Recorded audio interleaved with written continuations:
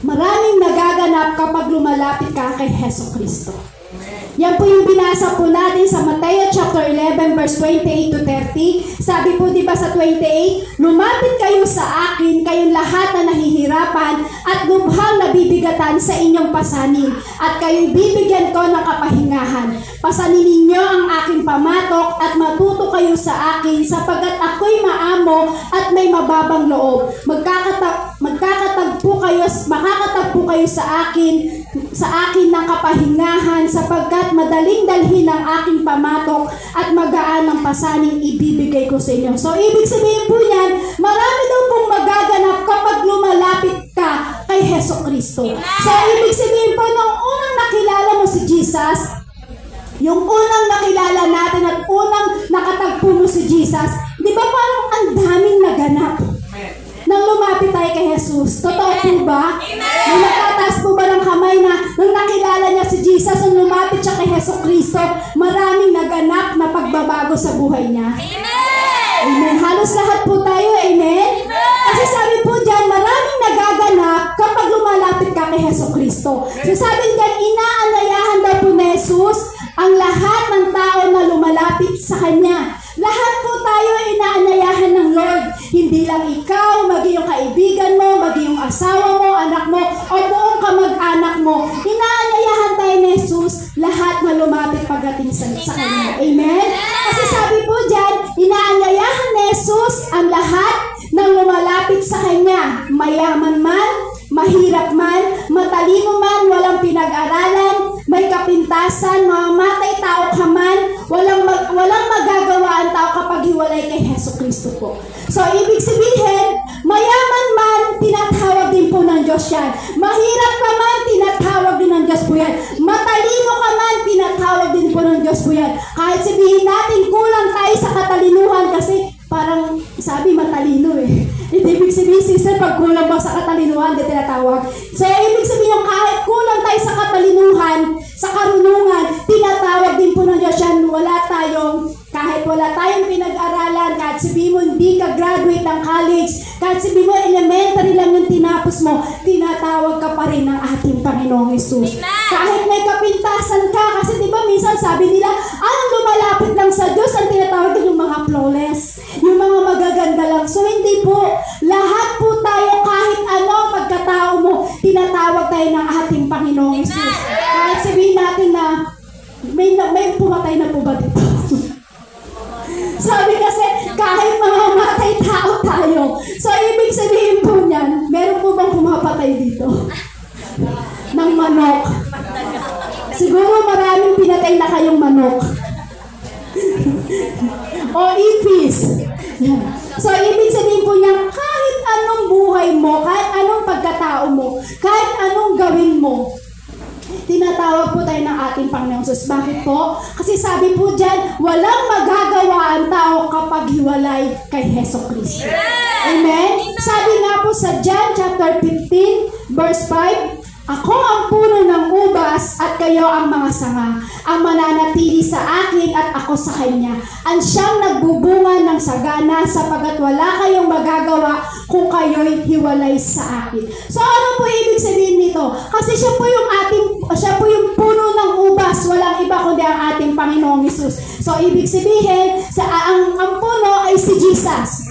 Tayo ang mga sanga. So ibig sabihin po niya, di ba sa isang puno, di ba kunya halimbawa, ito po yung isang puno, ito po yung si Jesus. So tayo po yung mga sanga. So pag ikaw naputol dun mismo sa branches, matawa ba? Gusto ko lang mag-English. O sabihin, sa pinaka-body ng puno. Yan.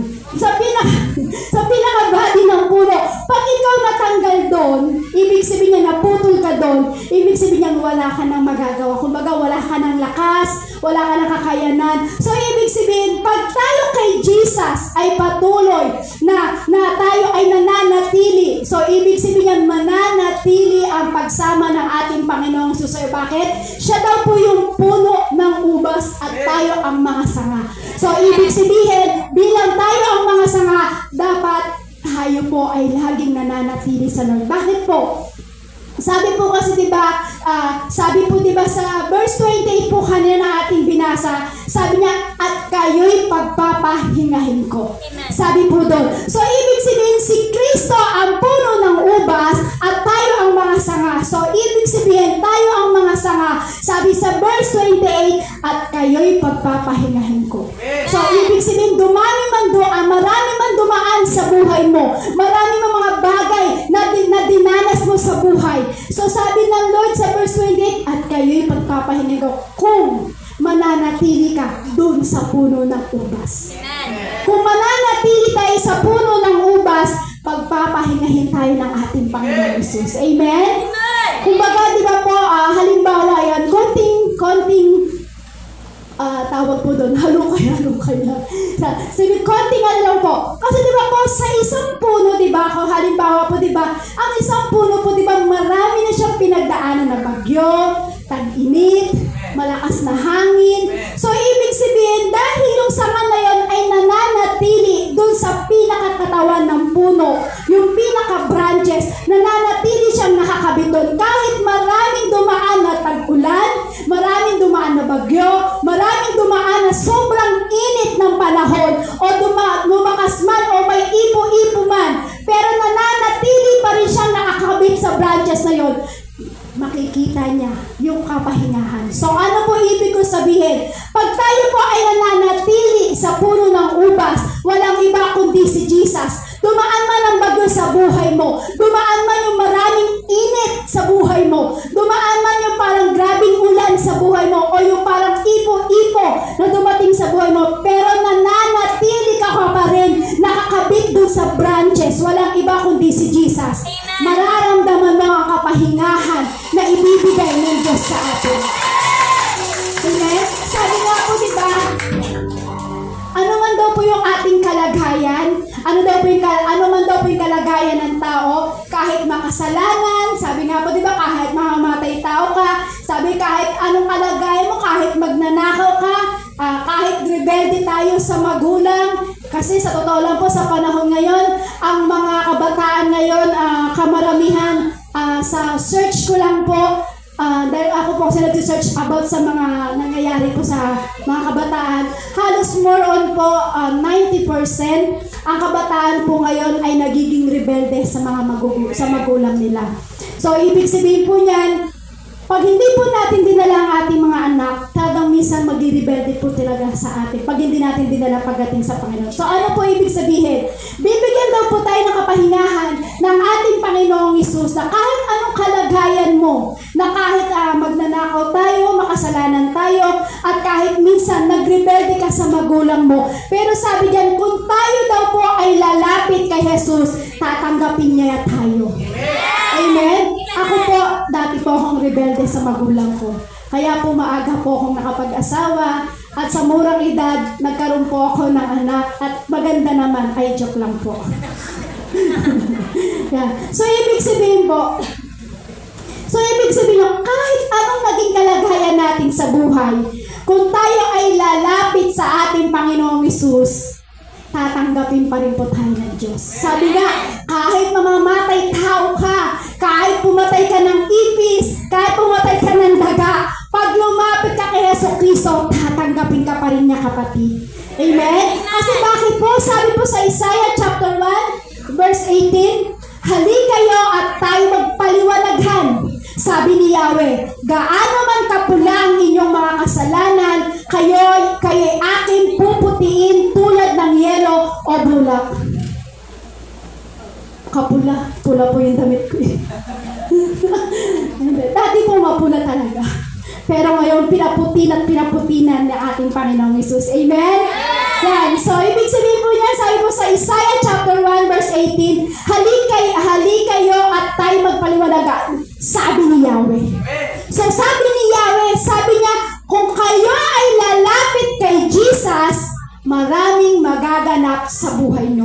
So, ibig sabihin, kahit ano pa ang pamumuhay mo, kahit ano ka pa, kahit may kapintasan ka pa, kahit sabihin mo na hindi maganda ang nangyari sa buhay mo, pero pag lumapit ka kay Jesus, sabi ni Jesus, tatanggapin ka niya. Bibigyan ka niya ng kapahingahan. Bakit? Yung kapahingahan na mararanasan natin kapag sinabi mo kay Yahweh, sabi ni Yahweh, hali kayo at tayo magpaliwanagan. Sabi ni Yahweh, gaano man kapula ang iyong mga kasalanan, kaya'y aking papuputiin tulad ng yelo o bula. Sabi ng Diyos, maraming magaganap kapag lumapit tayo sa ating Panginoon. Sabi po dyan, maraming magaganap kapag lumapit tayo kay Jesucristo. Sabihin mo sa iyong katabi, maraming magaganap kapag lumapit tayo kay Jesucristo. Maraming magaganap kapag lumalapit tayo kay Jesucristo. Sabihin mo sa kanya ng talagang maraming magaganap kapag lumapit tayo sa ating Panginoong Jesucristo. Maraming magaganap kapag lumalapit tayo kay Jesucristo. Yan. Sabi nga po, maraming magaganap kapag tayo ay lumalapit daw po sa ating Panginoon. So, unang-una na magaganap kapag tayo po ay lumalapit sa ating Panginoong Jesucristo. Number 1, binabago niya ang inyong nakaraan. Tama po? Di ba po? Sabi po dyan, di ba? Sabi nga po, di ba? Maraming magaganap kapag lumapit tayo sa ating Panginoong Jesucristo. So, ibig sabihin, unang-unang nagaganap pag tayo lumapit sa ating Panginoong Jesus, binabago niya ang inyong nakaraan. Tama po? Sino po dito yung nabago na yung kanyang nakaraan? Ako, number 1. Amen? Lahat po tayo. Amen? So, ibig sabihin po niyan, maraming naghaganap. Pag binabago na yung, kumbaga, pag binago na yung ating nakaraan, marami nang naganap. Bakit? Kasi lumapit ka na kay Jesucristo eh. So, ibig sabihin, sa paglapit mo kay Jesus, maraming magaganap talaga. Unang-una, yan yung pagbabago sa nakaraan mo. Kung dati ang nakaraan mo ay kay pangit-pangit, kung dati ang nakaraan mo ay napakapait, kung dati ang nakaraan mo, 1 linggong pag-ibig lang. Kung dati nakaraan mo, nagdurugo ang puso. Pero kapag lumapit ka sa ating Panginoon Jesucristo, nababago ang iyong nakaraan. Bakit po? Kasi hindi natin kayang baguhin yung sarili natin. Kaya mo bang baguhin yung katabi mo? O kaya mo bang baguhin yung sarili mo? Hindi po. Kahit ako, sabihin ko hindi po. Big, hindi. Bakit po? Kasi kilala ko yung sarili ko kung gaano ako karibelde dati. Hindi po yung NPA. Hindi po. Rebelde. Kumbaga, baka masabihan si Sister Rebelde. NPA pala. Hindi po. Kumbaga, kilala ko yung sarili ko kung paano ako kasama, kung paano ako karibelde, at kung paano maldita. Kumbaga, alam ko na hindi ko kayang baguhin yung sarili ko. Pero alam niyo po, hindi natin talaga kayang baguhin yung sarili natin eh. Mababago mo lang ang sarili mo kapag binago ka ng ating Panginoong Jesus. Mababago mo lang ang sarili mo kapag binago ng Diyos ang iyong nakaraan. Mababago mo lang ang sarili mo kapag lumapit ka sa ating Panginoong Jesus. Hindi tayo kayang baguhin ng ating magulang. Tama po? Hindi nga ako nabago ng magulang ko, kaya nagrebelde po ako eh. Dati po akong pasawan. Lagi ako nasa diskuhan. Umiinom, yan. Naninigarilyo. Ganun po dati ang buhay ko po sa Manila po. Siyempre, Manila, laking Manila. Siyempre, lahat ng gimikan nasa Manila. Pagdating ng Friday at Saturday night hanggang Sunday, wala, nasa diskuhan na po kami. So, ibig sabihin po niyan, hindi din po tayo kayang baguhin ng ating magulang. Walang ibang makakapagbago sa atin. Walang iba kapag tayo ay lumapit sa ating Panginoong Hesus. Amen? Kumbaga, walang kayang magbago sa atin eh. Example po, di ba? Example ko po, habang tinutuwid po tayo, di ba? Habang pinangangaralan, lalo tayong lumalaban o nagiging rebelde. Parang ganun po ako dati sa magulang ko. Pero mga kabataan na, hindi ko sinabi mag-rebelde kayo sa magulang nyo. Baka may sabihin nyo, ay pwede pala yung mag-rebelde. Kumbaga, tinitestimony ko po sa inyo ang aking buhay kung paano ako binago ng ating Panginoong Jesus. So, ibig sabihin po niya, kasi dati po, habang tinutulig po ako ng aking magulang, habang ako pinapangaralan ng aking magulang, mas lalo naman po akong lumalaban at mas lalo po akong nagre-rebelde. Kaya ginagawa ko, hindi po ako umuwi sa amin. So, ibig sabihin po niyan, alam natin sa sarili natin na hindi natin natin kayang baguhin ang ating sarili. Ang ibang makakapagbago sa atin, mababago ang ating sarili kung tayo po ay lalapit sa ating Panginoong Hesus. Amen? Walang kayang magbago. Kahit ikaw ang anak mo, hindi mo kayang baguhin. Kahit ikaw hindi ka kayang baguhin ng anak mo. Kahit ikaw hindi ka kayang baguhin ng magulang mo. Walang iba makakapagbago sa atin. Walang iba kung tayo ay mananatili sa ating Panginoong Hesus. Sabi nga po sa Marcos chapter 10 verse 27, tinignan sila ni Jesus at sinabi sa kanila, hindi ito kayang gawin ng tao, ngunit hindi ito imposible sa Diyos, sapagkat ang lahat ng bagay ay kayang gawin ng Diyos. So, ibig sabihin po doon kanina, sabi po doon, di ba, hindi tayo kayang baguhin. Kahit ng sarili natin, hindi natin kayang baguhin. So, ibig sabihin po, dito po sa Marcos, tinignan po sila ni Jesus at sinabi ni Jesus sa kanila, hindi ito kayang gawin ng tao. Hindi kayang gawin ng tao kahit ikaw, sabi ko nga po, hindi mo kayang baguhin ang katabi mo. Pero sabi niya, ngunit hindi ito imposible sa Diyos. So, ibig sabihin, kapag lumapit tayo sa ating Panginoong Hesus, hindi imposible na hindi ka babaguhin ng Diyos. Kaya nga po, di ba, may awit, sabi ba, walang imposible sa ating Diyos. Kayang-kaya niyang gawin lahat. So, ibig sabihin yan, lahat ay kayang gawin ng Diyos. Amen? Hindi mo kaya, pero ang Diyos ay kaya niya.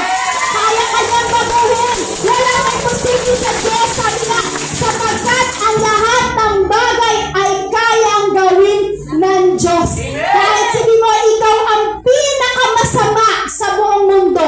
Pero kapag lumapit ka sa ating Panginoong Hesus, walang imposible para ikaw ay hindi baguhin ng Diyos. Amen? Bakit po?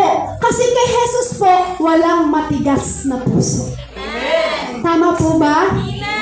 Pagdating kay Jesus, walang matigas na puso. Amen? Lahat ay kayang palambutin ang puso ng tao pag ikaw ay lumapit sa ating Panginoong Hesus. Amen? Tingnan mo yung katabi kung matigas ang puso. O nagdurugo. Nagdurugo.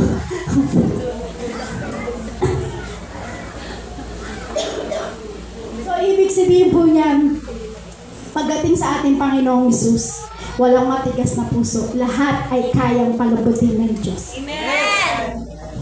Parang aaray ako dun. Parang gusto, Lord. Kung sabi nga ni Pastor, sabi po ni Pastor kasi daw, kung ako daw sinabi ko dito ay ouch. Doon naman po sinabi niya po sa mga taret, aray. So ngayon, ano isisigaw ko? Lord, patawad.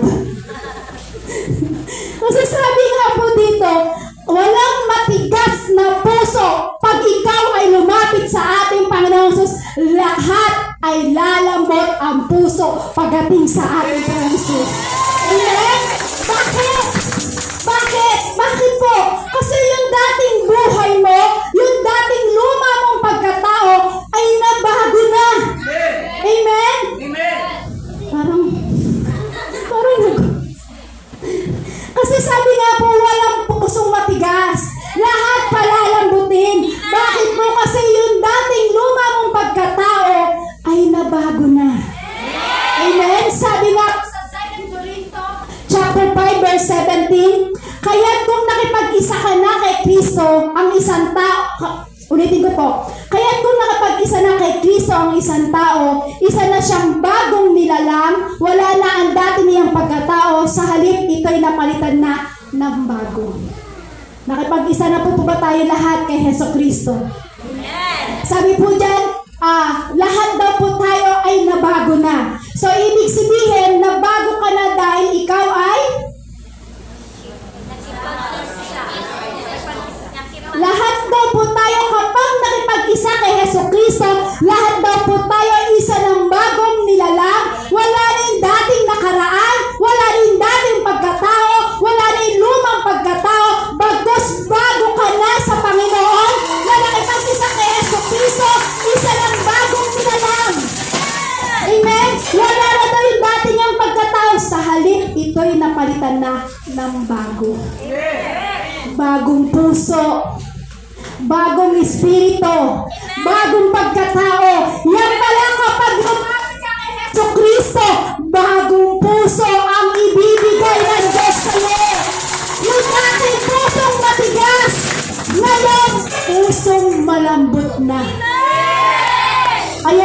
pusong mamon. Kasi pag pusong mamon, madrama. Amen? Kaya nga sabi nila, ang mamon malambot. Pero ayoko yung lambot niya kasi madrama. So, ibig sabihin, kung ang dati ang puso nating matigas, pinalambot na ng ating Panginoong Hesus. Amen? Bakit? Dahil nakipag-isa ka na kay Kristo, lumapit ka na kay Heso Kristo, na bago na ang nakaraan ng iyong pamumuhay. Amen? Example ko po sa inyo si Zaccheo. Ito po si Zaccheo, isa po siyang nanginingil ng buwis. Tax collector po siya. Ito si Zaccheo. Ito po si Zaccheo, isa po siyang magnanakaw ng tax collector. Dinadaya niya po lahat yung nasisingil po niya. Doble-doble po yung kanyang siningil. Sobra-sobra yung kanyang sinisingil doon sa mga sinisingil po niya doon sa tax po, sa buwis na sinisingil po niya. So, ibig sabihin po, makikita natin kung paano binago ni Jesus si Zaccheo. Ito po si Zaccheo, nung nakilala niya si Jesus, nagbago ang kanyang buhay. Kasi dati si Zaccheo, dati po siyang magnanakaw na sobra-sobra kumaningil. Pero nung nakilala niya si Jesus, nabago lahat yung mga bagay na ginagawa ni Zaccheo. So, basahin ko po sa inyo sa Lucas chapter 19 verse 1 to 10 kung paano nakilala at kung paano nabago ni Zaccheo, kung paano siya dating magnanakaw at sobra-sobrang maningil. Sabi po dyan sa Lucas chapter 19 verse 1 to 10, pumasok si Jesus sa Jericho at naglakad sa kabayanan. May isang tao roon, ang pangalan ay Zaccheo, isang pinuno ng mga maniningil ng buwis, at siya'y mayaman. Sinikap niyang makita si Jesus upang makilala kung sino ito. Ngunit sa dami ng tao, hindi niya ito makita dahil siya'y pandak. Kaya't patakbo siyang nauna sa daanan ni Jesus at umakyat sa isang purong sikamoro. Pagtapat ni Jesus sa lugar na iyon, tumingala siya kay Zaccheo at sinabi, Zaccheo, bumaba ka agad sapagkat kailangan kong tumuli ngayon sa iyong bahay. Verse 6, nagmamadaling bumaba si Zaccheo at tuwang-tuwang tinanggap si Jesus sa kanyang bahay. Lahat ng nakakita nito ay nagbulong-bulungan. Nakituloy siya sa isang makasalanan, sabi nila. Verse 8, tumayo si Zaccheo at sinabi niya kay Jesus, Panginoon, ipamimigay ko po sa mga mahihirap ang kalahati ng aking mga kayamanan, at kung ako'y may nadayang sinuman, isasauli ko ito sa kanya ng makaapat na beses. At sinabi sa kanya ni Jesus, ang kaligtasan ay dumating na ngayon sa sambahayanan ito sapagkat anak din ni Abraham ang taong ito. Ang anak ng tao ay naparito upang hanapin at iligtas ang naligaw. So, ibig sabihin po, ito po si Zaccheo, ng time po na hindi niya pa nakikilala si Jesus, sobra-sobra po siyang maningil ng buwis. Pero nakilala niya si Jesus, ano po sabi ni Zaccheo kay Jesus? Yung binago na po siya ni Jesus, binago na ni Jesus yung kanyang puso. Ano sabi po ni Zaccheo? Panginoon, ipamimigay ko po sa mga mahihirap ang kalahati ng aking kayamanan. At kung ako'y may nadayang sinuman, isasauli ko ito sa kanya na makaapat na beses. So, ibig sabihin, dati siyang masama, pero nang nakilala niya si Jesus, naging maayos ang kanyang puso.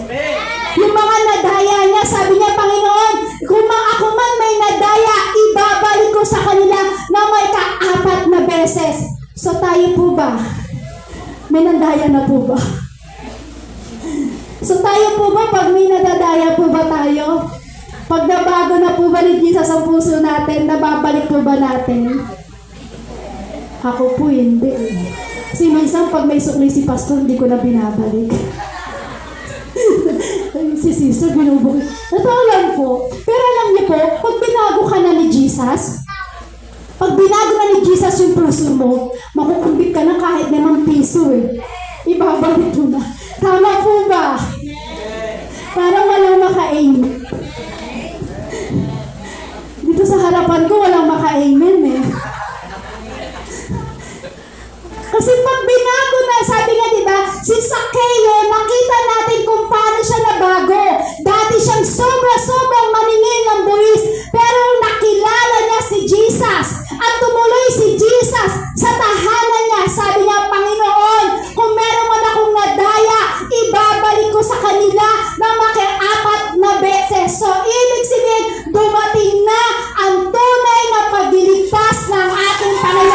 Kristo. Dati ang daraya, pero ngayon ibinabalik niya na. Bakit? Binago na ni Jesus ang buhay niya sa kanya. So, ganun din po tayo. Kung meron man tayong bagay na gawa sa ating buhay, at ikayo ay nakipag-isa na kay Kristo, syempre tayo po ay nabago na. Amen. Amen? Amen. Ulitin ko nga po, dati tayong nangungupit, hindi tayo nagbabalik ng sukli, pero pag binago ka na ni Jesus, kahit 10 piso yan, kahit 5 piso yan, ibabalik mo. Amen.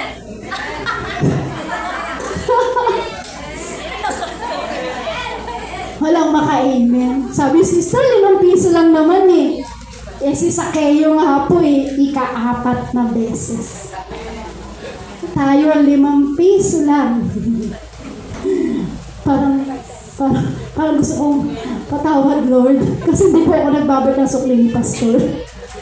Sukli hindi ko na binabalik. Pero alam niyo po, pag binago tayo ni Jesus, walang makakapigil. Amen. Kahit anong nakaraan mo, hindi tayong mapipigil. Amen. Kapag binago ka ni Jesus, kapag nakipag-isa ka kay Jesus, kaya niyang baguhin ang nakaraan mo, kapatid. Kahit ano ka pa, kahit sino ka pa, kahit ano pang nagawa mo, kapag lumapit ka kay Jesus, kaya niyang baguhin ang nakaraan mo. Dati pusong matigas, ngayon sinalak ni Jesus. Amen? Pinalambot na po ba ni Jesus ang ating puso?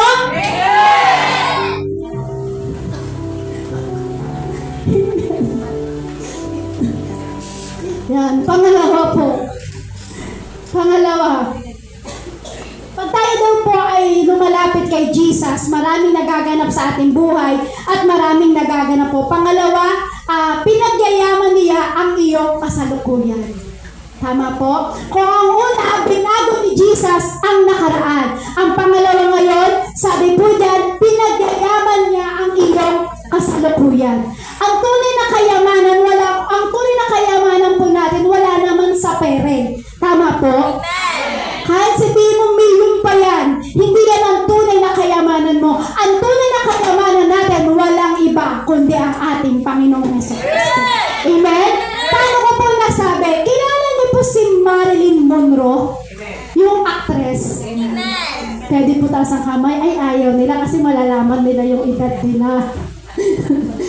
yan. Sige, magbalik po tayo. Kumbaga, sabi nga po, diba, ang tunay na kayamanan daw po natin si Jesus. Hindi ang tunay na kayamanan ay sa pera. Hindi po totoo po yun. Bakit po? Katulad po ni Marilyn Monroe, ito po yung actress, sikat, napakaganda, napaka-sexy. Pero alam niyo po, ang dami niyang kayamanan, ang dami niyang ari-arian, ang dami niyang pera, ang ganda-ganda niya, ang puti-puti niya, ang kinis talaga ng niya, higit sa lahat, sikat siya. Pero alam niyo po, bakit nag-suicide si Marilyn Monroe? Bakit po? Alam niyo po, yung time na ito po si Marilyn Monroe, nag-suicide po siya. Meron po siyang hawak na papel sa kamay na natagpuan po siya. Natagpuan po si Marilyn Monroe na sa kanyang kamay. Natagpuan po si Marilyn Monroe doon sa pagiging suicide po niya. Nakita po sa kanyang kamay na mayroong papel na hawak-hawak na nakalukot at ano po ang nakalukot po doon. Sabi po doon, my life is empty. Amen.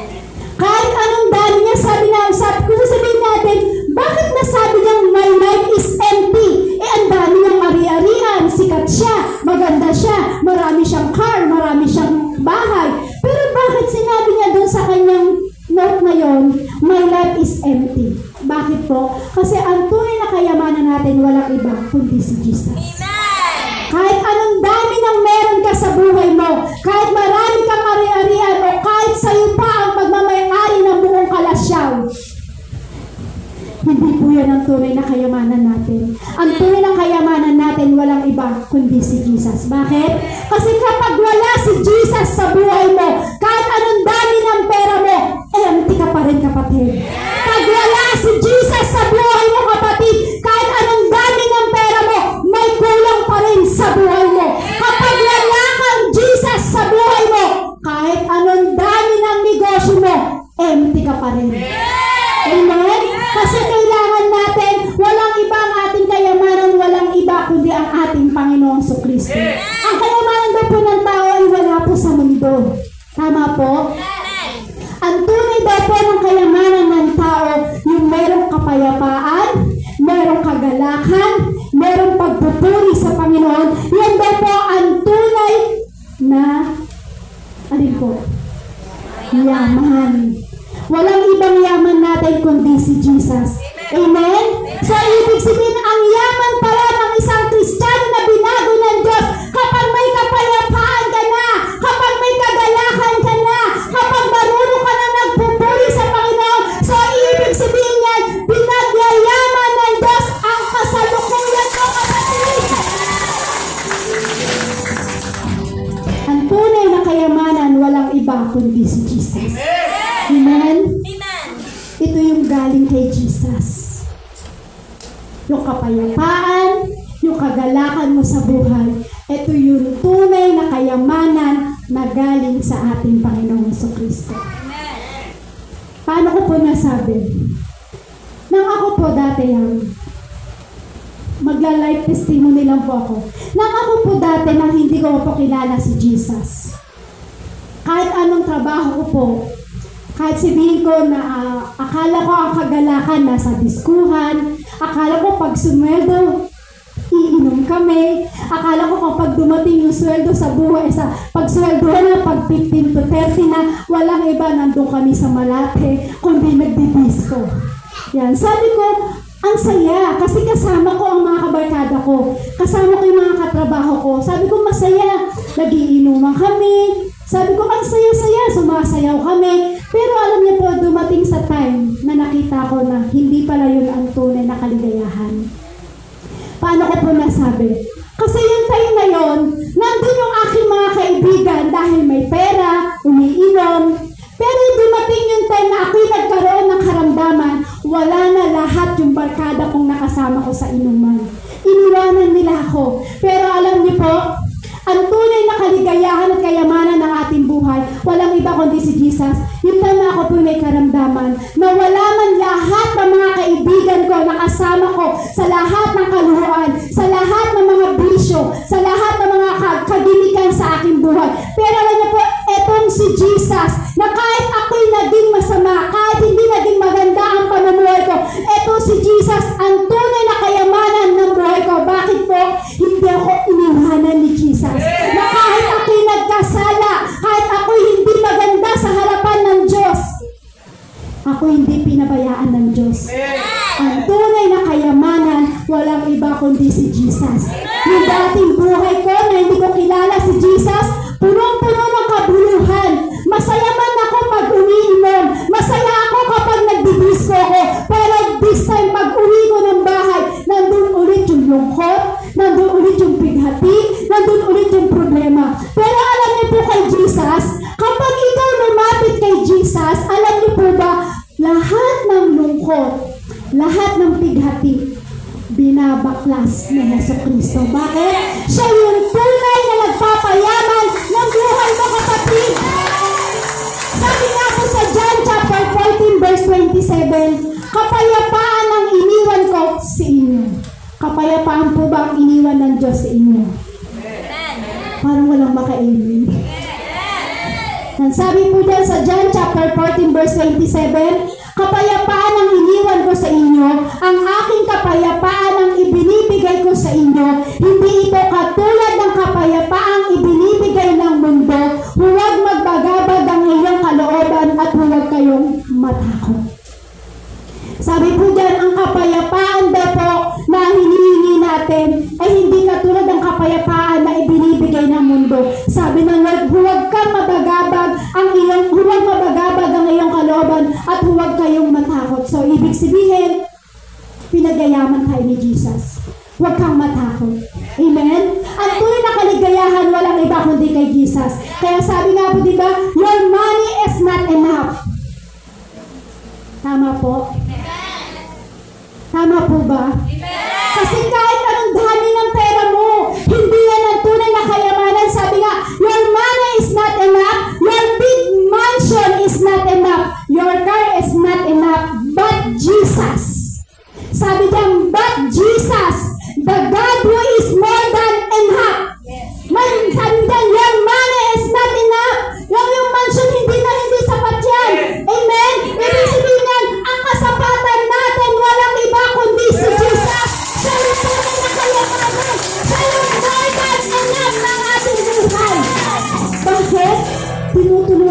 kahirapan ng ating Panginoong Hesus.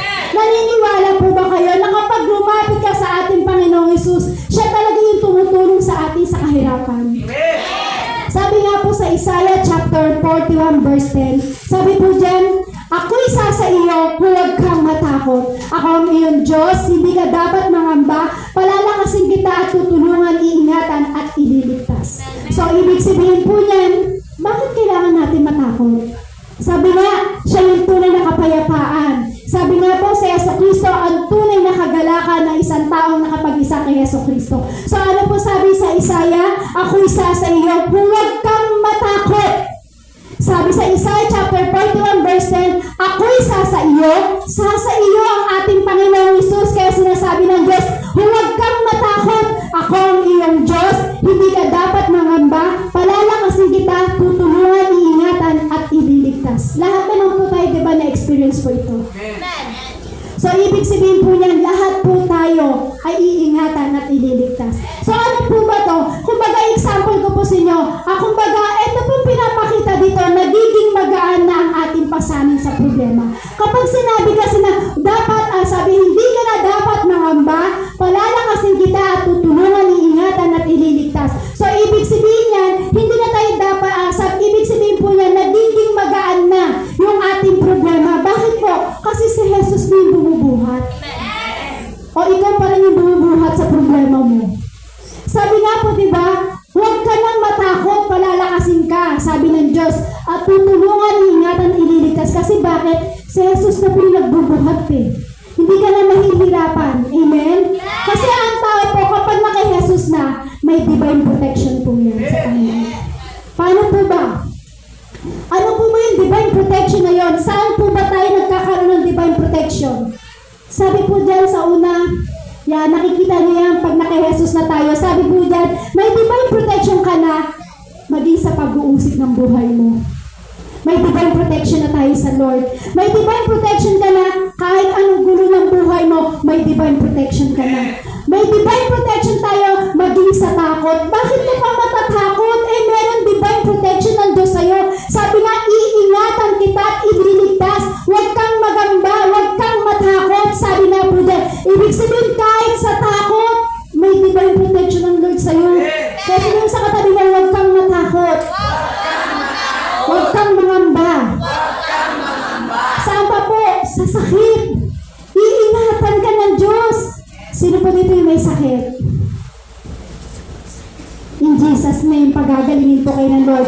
So, ibig sabihin yan, pag ikaw ay lumapit sa Lord, may divine protection na. Kung may karamdaman ka man, pagagalingin ka ng Lord, may divine protection ka na kapatid. Si Jesucristo na ang nagbibigay ng kagalingan sa iyo, kapatid. Saan pa po? Sa kahirapan. Sino po dito yung nahihirapan? Marami. Ay, ako yun. Yeah. So, ibig sabihin po yan, may divine protection na tayo maging sa kahirapan man. Kasi bakit? Kung nahihirapan ka at nabibigatan ka, magiging magaan. Bakit? Kasi si Jesus na yung nagbubuhat eh. Amen? Saan pa po? Sa kuna o sa panganib. Nagkakaroon tayo ng divine protection sa pag-uusig, sa gulo, sa takot, sa sakit, sa kahirapan, sa sakuna o panganib. So, ibig sabihin yan, lahat ng bagay na yan, kapag naka-Jesucristo tayo, si Jesucristo na ang nagbubuhat. Kaya kapatid ko, ano mang dumarating sa buhay mo, huwag ka nang mangamba, huwag ka nang matakot. Ano mang karamdaman yan, ang Diyos ang magbibigay sa'yo ng divine protection. Meron ka mga kaguluhan, nandiyan ang divine protection ng Lord. Para sabi ng Lord, ito win. Konting problema lang, aray ka rin. Pero sabi ng Lord, ang Diyos ang nagbubuhat. Kung mabigat man yung pinagdadaanan ng kapatid, ang Diyos na po ang magbubuhat po niyan. Pag tayo po ay tunay na lumapit sa ating Panginoong Hesus. Pangatlo, sabi po dyan, binibigyan niya ng katiyakan ng iyong kinabukasan. So, ang una, maraming magaganap daw po kapag lumapit sa ating Panginoong Jesucristo. Unang-una kapag tayo po ay, nakalimutan nila yung number 1. Binabago yung nakaraan. Pangalawa, pinagyayaman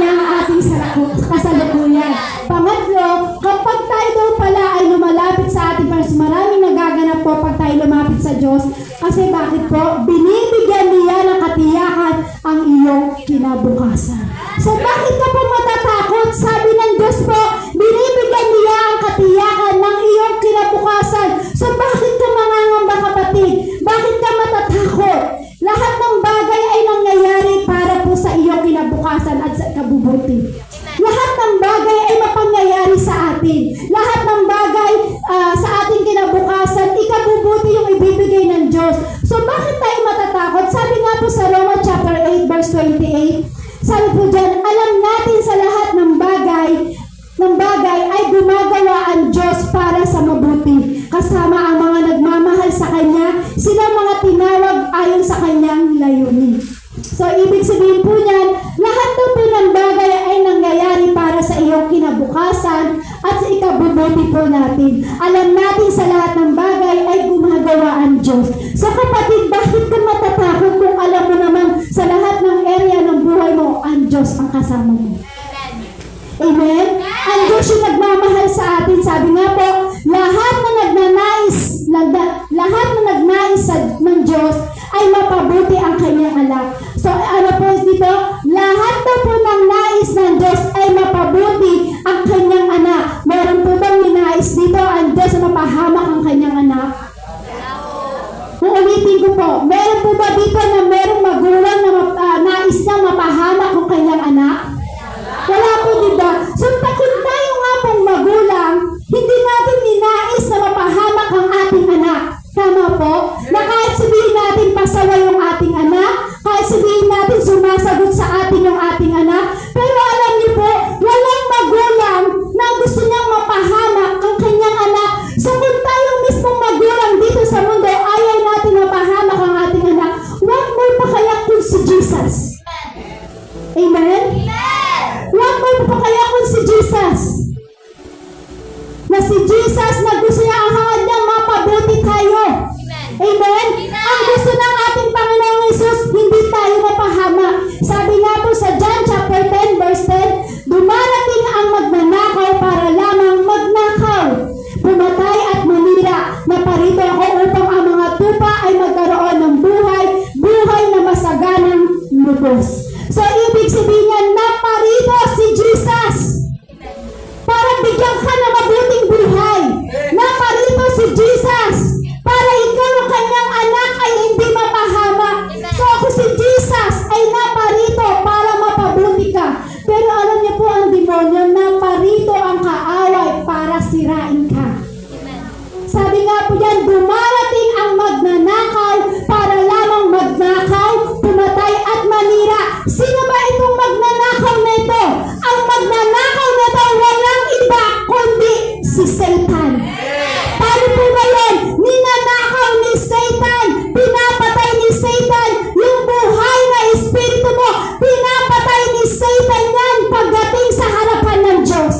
Pero si Jesus naparito para tayo ay magkaroon ng buhay na walang hanggan. Hindi na napapayaan ng ating Panginoon Jesus. Pero alam mo po ang kaaway? Naninira po yan. Sisirain niya yung magandang relasyon mo pagdating sa Panginoong Jesus.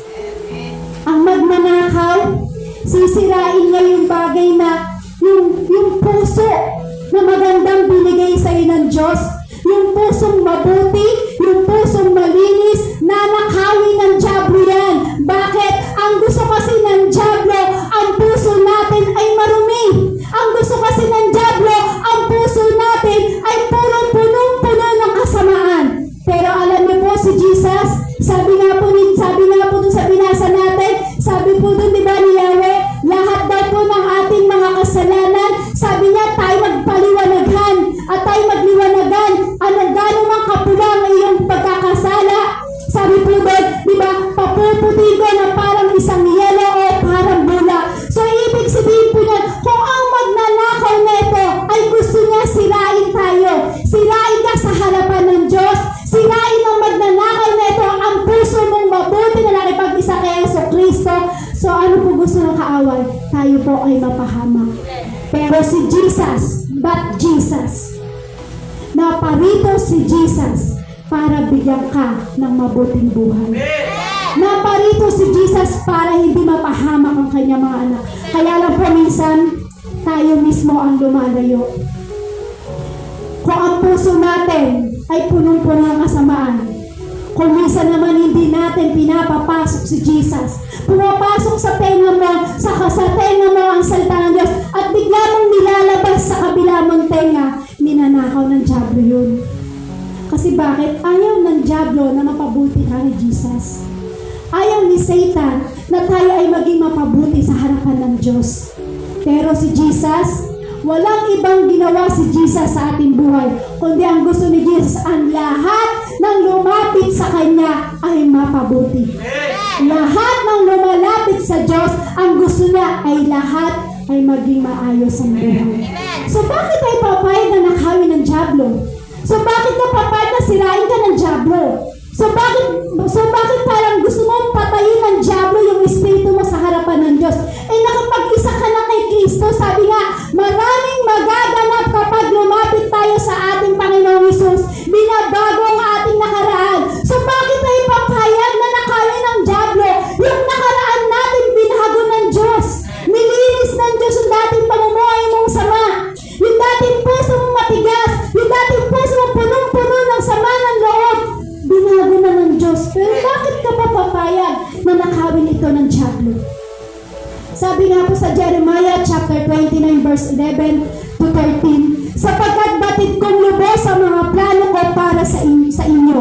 Mga planong hindi ninyo ikasasama, kundi para sa inyong ikabubuti. Ito yung mga planong magdudulot sa inyo ng kinabukasan punong-puno ng pag-asa.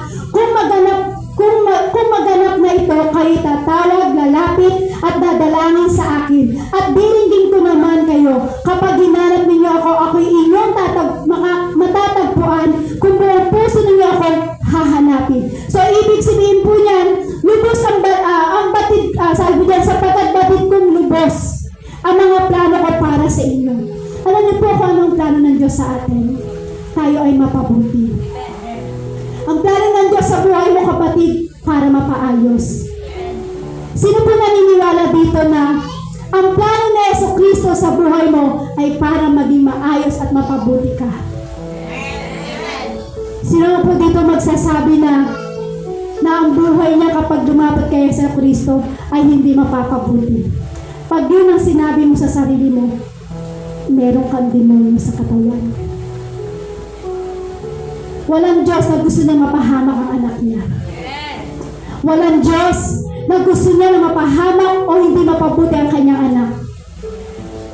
Etong si Kristo na nag-alay ng buhay para sa atin. Ibinigay niya ng buong-buo ang kanyang buhay. Ibinigay niya buong-buo ang kanyang pagmamahal para sa atin. So sino tayo para magmalaki sa Diyos? So bakit natin pababayaan na nakawin ng dyablo yung kabutihan na ibinibigay ng Diyos sa atin? Once na ikaw ay nakipag-isa kay Jesucristo, nang unang nakilala mo at unang na-encounter mo si Jesus, hindi mo ba alam, kapatid, natalo mo na ang dyablo doon? Amen? Sino po dito yung time na parang dinadaya ng kaaway? Huwag kayong mahiya. Sino po dito yung time na parang piling mo maraming ninanakaw si Satan sa iyo? Lahat po tayo, amen? Yung piling na parang, yung alam mo na gawa na ng dyablo to, alam mo na ninanakaw ni Satan to, alam mo na dinadaya ka na ni Satan. So bakit, kapatid, bakit ka papayag na nakawin ng dyablo yung bagay na ibinigay ng Diyos sa iyo? Sabi nga po, lahat ng lumalapit sa Diyos, o sabi po nga po, maraming magaganap kapag tayo ay lumapit kay Jesucristo. So, ibig sabihin po niyan, kung ikaw man ay nadaya ng kaaway, kung alam mong merong ninakaw ang kaaway sa iyo, lapit ka ulit sa ating Panginoong Hesus.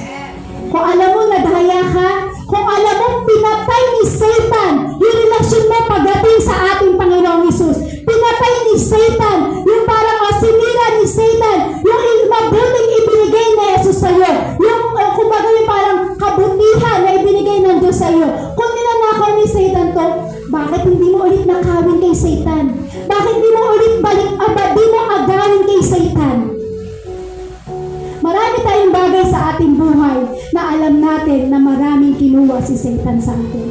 This time, itong oras na ito yung time na para lumapit ka ulit sa Diyos, para muli mong kunin kay Satan yung bagay na ninakaw niya sa iyo. Kasi bakit po? Maraming ninakaw si Satan sa atin. Unang-unang kapayapaan. Pangalawa, unang-una yung relasyon natin sa Lord. Yung pagmamahal natin sa Lord. Pangalawa, yung kapayapaan. Pangatlo, yung kagalakan. Maraming ninakaw si Satan sa ating buhay. So ano po ibig ko sabihin? Kung tayo po ay lumalapit sa ating Panginoong Hesus at muli tayong lalapit sa Lord, ano mang ninakaw ni Satan, ibabalik yan ng ating Diyos. Bakit? Hindi nagpapako si Jesus sa krus para tayo pahamak. Nagpapako si Jesus sa krus para tayo ay magkaroon ng mabuting buhay at magandang buhay. Sabi nga po sa conclusion, wala pa rin conclusion. Sabi po, ibinigay niya si Jesus sa atin para akuin o kuhanin ang ating kasalanan na dapat sana tayo ang pinarusahan. Kapatid, ibinigay ni Jesus ang kanyang buhay. Inako ni Jesus yung mga bagay na kasalanan natin na dapat na tayo yung pinarurusahan. Pero dahil nang lumapit ka kay Jesus, nang dahil gusto mong muling lumapit o makalapit kay Jesus, hindi mo ba alam, kapatid, yung buhay ni Jesus ay inalay niya para sa iyo. Inako ni Jesus yung kasalanan mo na dapat na ikaw ang nagdudusa. Pero dahil love ka ng Diyos, dahil lumapit ka kay Jesus, dahil nananatili ka kay Jesus, nananatili ka sa puno ng ubas, yung kasalanan na dapat na ikaw ang nagdurusa, si Jesus ang nagdusa ng time na siya ay pinako sa krus. So sino po tayo para hindi lumapit sa Diyos? Sino po tayo para hindi tumawag sa ating Panginoong Hesus? So sino po tayo para magmalaki sa Diyos? Alam niyo po, ang Diyos, wala naman siya ibang hinangad sa atin kundi mapabuti tayo. Hindi hinangad ng Diyos para mapahamak tayo. Meron po ba dito magsasabi na hinangad ng Diyos na mapahamak tayo? Hindi po. Kasi ako po, nang time ako'y napapahamak na napapariwara ng buhay ko, merong isang Diyos yung napapariwara na yung buhay ko, napapahamak na ang buhay ko. Merong Jesus. Merong Jesus na ako'y lubog na lubog sa kasalanan. Merong Jesus na inabot ang kamay at kinuha ang kamay ko para ako ay maiahon sa kasalanan. Yan ang inako ni Jesus. Punong-puno ko ng kasalanan. Yun yung bagay na ninakaw sa akin ng kaaway. Yung dating malinis tayo sa harapan ng Diyos, pero ninakaw ng diablo yun eh. Binigyan tayo ng puno-puno ng pagkakasala. Pero alam niyo po sa pagkakasala na yun, nandun pa rin yung kamay ng Diyos eh. Sabi nga, di ba, halika yan, magpaliwanagan tayo. Gaano mang kapula ang inyong kasalanan, papuputiin ko katulad ng bulak o ng yelo.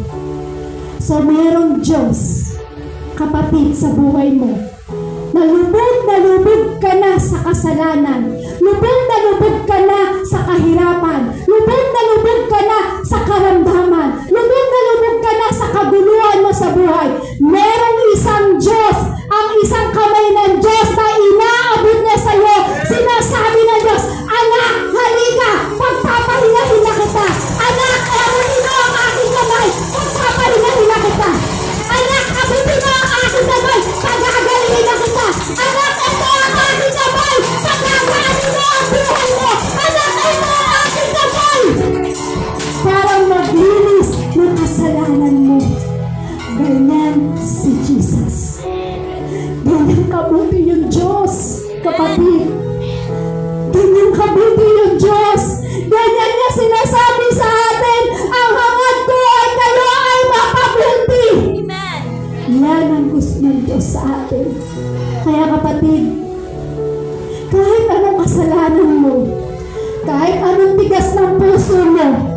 Pero kapag nakipag-isa ka kay Jesus, lalambot at lalambot ang puso mo na yan, kapatid. Kahit ano yung nakaraan mo, kahit sabihin natin napakapangit yung nakaraan mo sa buhay, pero sabi ni Jesus, maraming magaganap kapag lumapit kayo sa akin. Kahit anong pangit ng buhay mo, pag lumapit ka kay Jesus, mapapagluti ka, kapatid.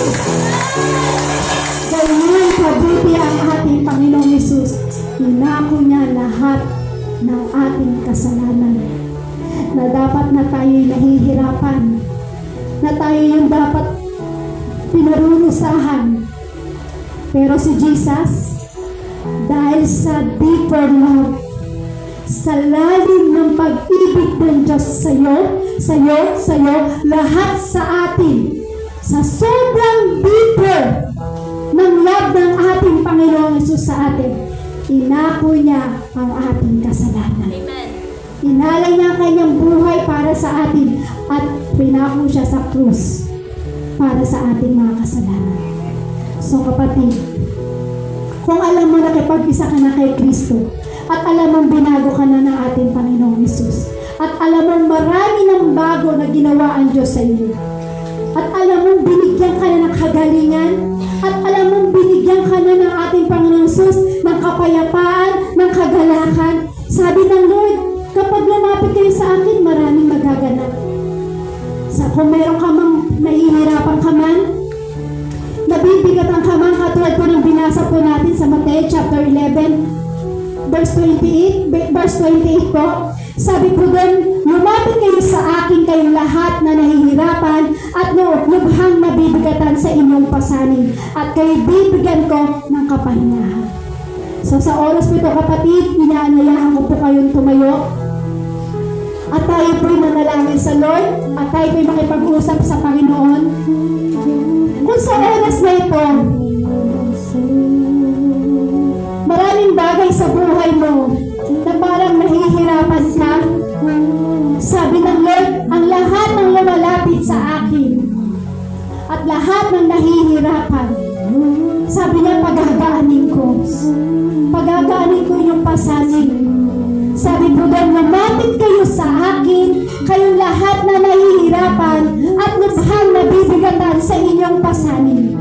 Kung ikaw sa sarili mo ay bigat na bigat ka na sa pasanin mo, kung alam mo sa sarili mo na parang bigat na yung kasalanan na dinadala mo, kung alam mo sa sarili mo na parang bigat ka na sa mga bagay na nangyayari sa buhay mo, sabi ng ating Panginoong Hesus, maraming maghaganap kung kayo ay lalapit sa akin.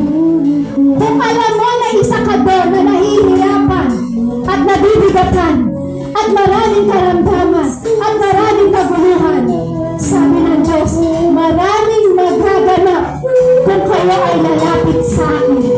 Sa oras na ito, kung sa isa man doon sa mga nabanggit doon, at meron ka at ikaw yun, wala kang ibang gagawin sa oras na ito, kundi lumapit sa ating Panginoon sa Kristo.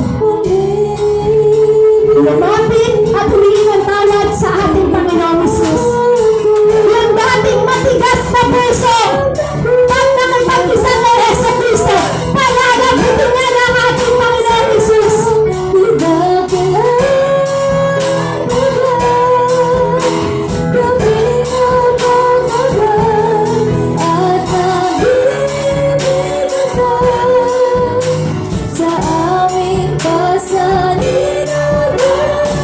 Marami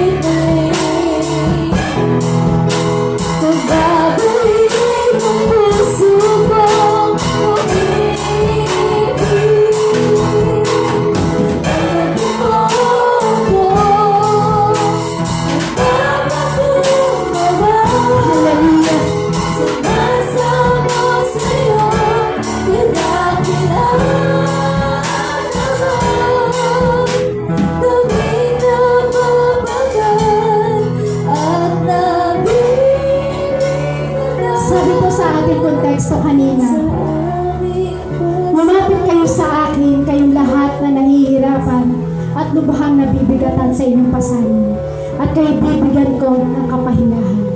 So kapatid, kung meron ka mang kabigatan sa buhay at nahihirapan ka na sa mga nangyayari sa buhay mo, malaya kang makapunta sa harapan.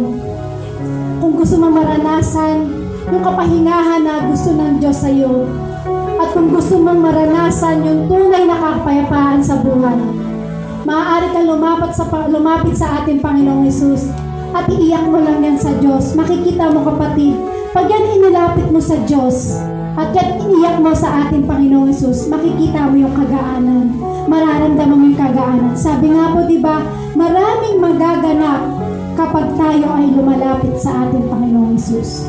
So, ibig sabihin po niyan, kung meron man kayong nabibigatan kayo sa inyong mga nangyayari sa buhay, lapit lang po sa ating Panginoong Hesus, makikita niyo po ang kagaanan ng buhay.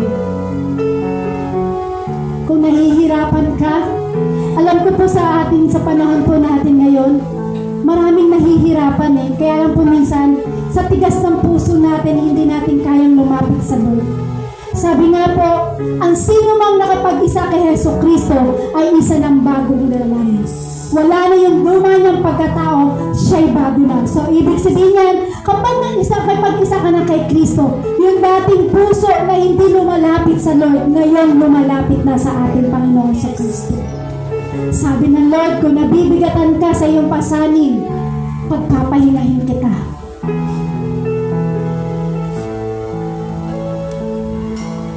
Kung sino po dito yung nahihirapan, nabibigatan, malaya mong iiyak sa Lord. Malaya mong ilapit sa Panginoong Jesucristo. Sabi ng Diyos, pagpapahingahin ko kayo. Sabi po maraming magaganap kapag tayo ay lumalapit sa ating Panginoong Jesucristo. So, ibig sabihin po ba lahat po ba tayo ay nakalapit na sa Lord? O nananatili lang po tayo na parang okay na to, nakakasurvive naman kami. Okay na to, nakakasurvive naman ako. Ang tunay na kapayapaan ng ating buhay, walang iba kundi si Jesus.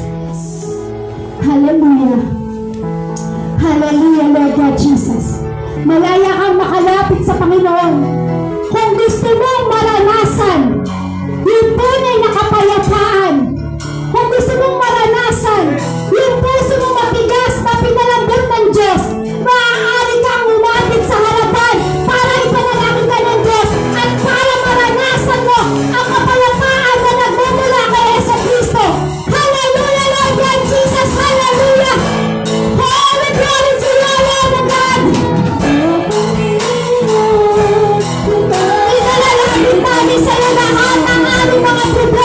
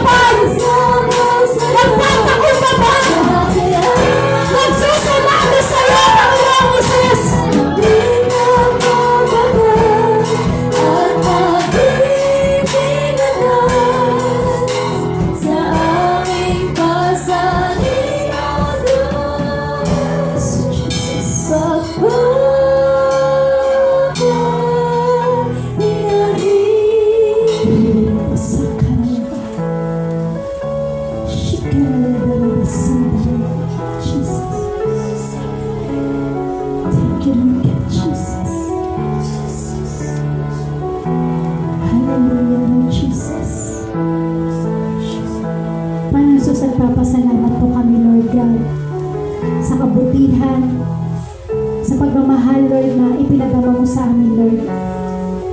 Lord, sa oras ito, Panginoon, nakikita mo, Panginoong Isus, kung sino, Lord, yung may kabigatan. Nakikita mo, Panginoong Isus, sa bawat isa sa amin, Lord, kung sino, Panginoong Isus, yung nahihirapan. Lord, sa oras nito, Lord, wala kami ibang inihingi, Panginoon, kundi, Lord, yung kapahingahan, kagaanan, kapayapaan, kalakasan sa aming Espiritu, Lord, na hinihingi po namin sa iyo. Hindi lang po namin maipakita at di po namin mapadama, Lord, yung pagmamahal namin sa iyo, Lord. Pero, Lord, nakikita mo ang aming mga puso. Nakikita mo ang bawat puso ng bawat isa, Panginoong Isus. Lord, nakikita mo kung sino yung nahihirapan. Nakikita mo, Lord, kung sino yung gustong lumapit sa iyo, Panginoong Isus. Kaya, Lord, sa oras ito, Panginoong Isus, wala kami ibang hinihingi, Lord, kundi italing mo sa amin yung kagaanan, kapayapaan, kagalakan, kagalingan, ikaayos ang bawat buhay ng bawat isa, Panginoon. Higit sa lahat, Lord, hinihingi namin ang pagdaloy ng iyong kapangyarihan sa lugar na ito, Lord. Yung puso naming matigas, idadali mo ang lambot na nagmamula sa iyo. Yung puso naming matigas, yung puso naming masuwayin, Panginoon, papalitan mo to ng pusong masunurin sa iyo, pusong malambot na may para sa iyo, Panginoon. Sa pangalan mo, Panginoong Isus, inaanyayahan namin yung Espiritu sa nagmumula sa iyo, Panginoon. Espiritu na malambot na puso, idadali mo yan, Lord, sa aming puso, sa oras na, Lord. Sa pangalan mo, Panginoong Isus, pinignan namin yan, Lord, sa pangalan mo. In the name of Jesus, in the name of Jesus, ipapasag mo sa aming puso, Lord. Panginoong Isus, nakikita mo sa amin ngayon kung sino yung merong matigas na puso. Lord, walang imposible sa iyo. Walang imposible sa iyo, Lord. Lahat ng matigas na puso, Lord, sa oras na ito, Lord, binibreak namin niya, Lord, sa pangalan mo, Panginoong Isus. Walang espiritu na matigas na puso na mananatili sa aming puso. Sa pangalan mo, Panginoong Isus. In the name of Jesus. In the name of Jesus. Sa pangalan mo, Lord. Salamat po ng marami sa iyo, Panginoong Isus. Sa oras ng Panginoong Isus, salamat sa mga mensahe na patuloy na ibinibigay mo sa amin, Panginoon. Lord, tunay nga po na maraming magaganap kapag kami ay lumapit sa iyo, Panginoon. Salamat po ng marami sa iyo, Panginoon. Patuloy kaming mananatili. Patuloy kaming lalapit sa iyo, Panginoong Isus. Sa